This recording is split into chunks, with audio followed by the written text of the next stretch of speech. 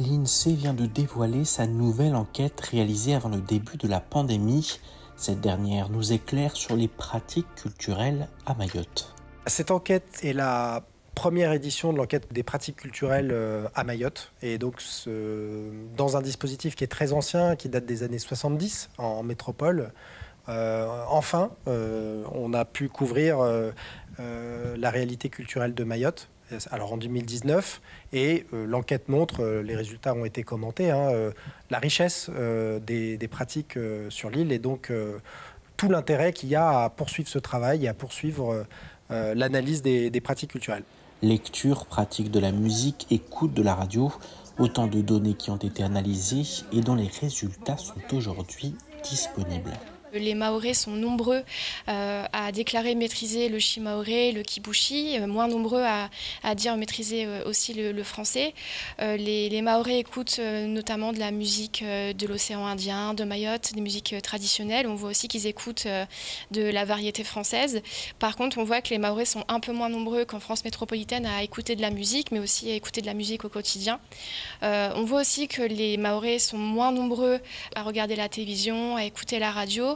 Toutefois, on voit concernant les pratiques en amateur, donc autour du théâtre, du chant, la pratique de la musique, que la population mahoraise en fait est plus nombreuse à pratiquer ce type de pratiques en amateur.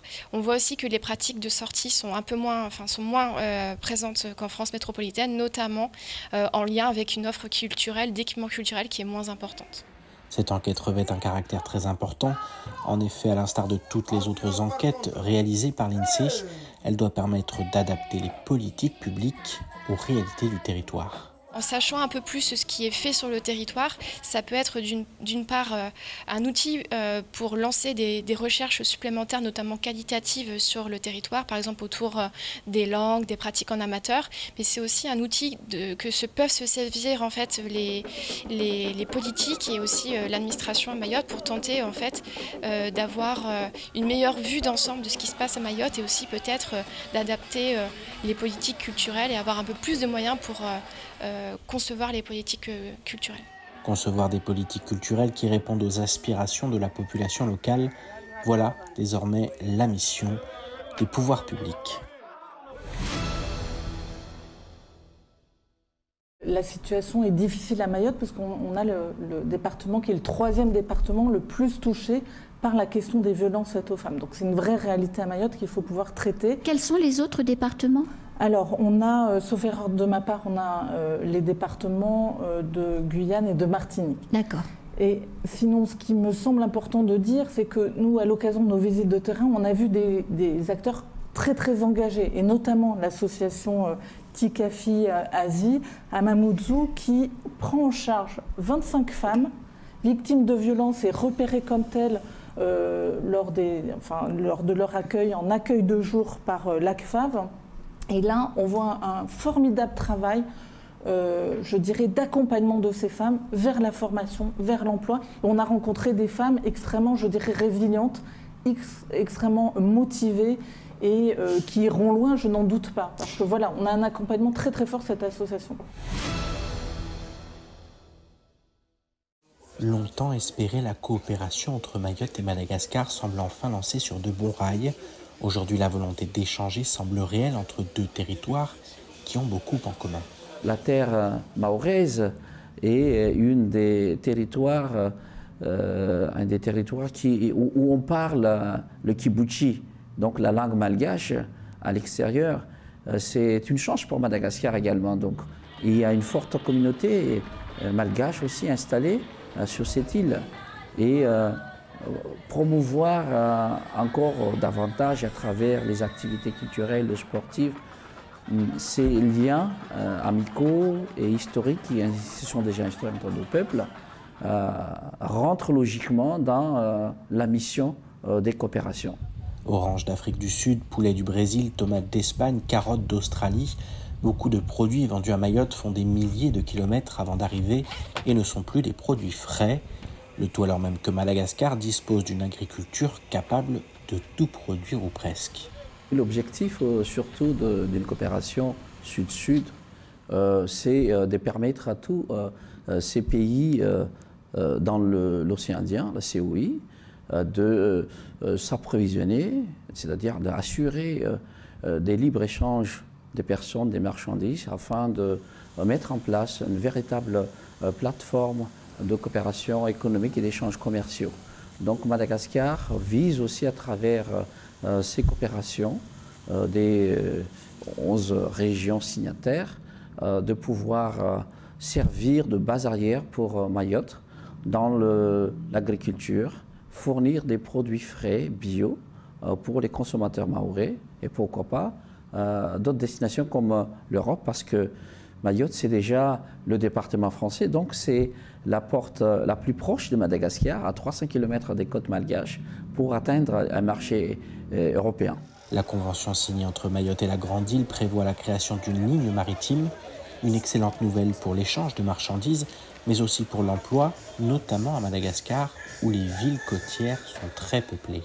On a les vanilles, on a le café, on a les girofles, on a d'autres produits, du riz, les songes, etc., qui sont un peu répartis dans les nombreuses régions de Madagascar. Donc la compagnie maritime ambitionne aujourd'hui de servir en Mayotte, Madagascar, mais pourquoi pas extendre ça, parce qu'on parle de coopération internationale et régionale.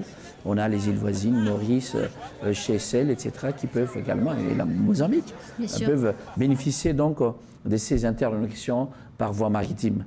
Et pour vous dire qu'à Madagascar, plus de la moitié de la population malgache vivent à moins de 100 km des côtes. Un échange gagnant-gagnant, voilà ce que sont en train de conclure Mayotte et Madagascar, pourvu que ça marche. Une employée d'aéroport vient de déclencher une vive polémique suite à une vidéo diffusée sur les réseaux sociaux. Elle y exprime un ras-le-bol lié au fait d'enregistrer un vol pour Mayotte. Je vais aller checker les passagers de Dzaoudzi, j'ai pas envie. Il commence à parler dans ma tête, il négocie les kilos. Je suis déjà fatigué en fait. Les Noirs et les Arabes grandissaient un peu. Arrivez un peu à l'heure sur vos vols, lance-t-elle notamment dans son monologue filmé.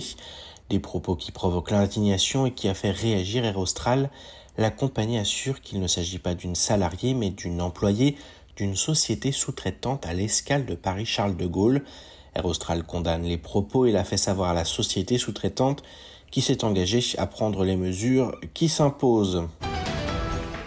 Après de nombreuses dégradations sur les feux de circulation, leur mise en sécurité a permis la réouverture hier de la RD1 concernée par les glissements de terrain dans le cadre d'une circulation alternée.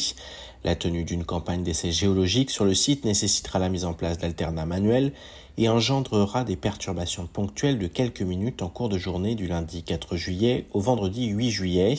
Cela va notamment entraîner des périodes d'attente plus longues pour les usagers avant de pouvoir emprunter la section. En cas d'infraction, tout conducteur contrevenant la limitation de tonnage prescrite par un arrêté préfectoral sera puni de l'amende de 750 € prévue pour les infractions de la 4e classe au code de la route. De plus, le véhicule en infraction fera l'objet d'une mesure d'immobilisation. Les éléments d'évolution des prix des carburants et du gaz tiennent compte des conditions réelles du marché. Par rapport au mois dernier, la cotation moyenne mondiale de l'essence augmente de 14,3% et celle du gasoil augmente de 17%. Ces évolutions se répercutent directement sur les prix à la pompe des produits pétroliers à Mayotte, plus 16 centimes pour l'essence et 15 centimes d'euros pour le gasoil. L'amélioration de la parité euro-dollar pour les carburants tout comme pour le gaz permet d'atténuer cette hausse des prix. Le prix du gaz à Mayotte baisse ainsi de 1 € en raison de la baisse de la cotation mensuelle du butane. Le prix s'établit à 27 € pour le mois de juillet 2022. À noter que le dispositif d'aide exceptionnelle de l'État de 15 centimes d'euros par litre reste applicable à Mayotte.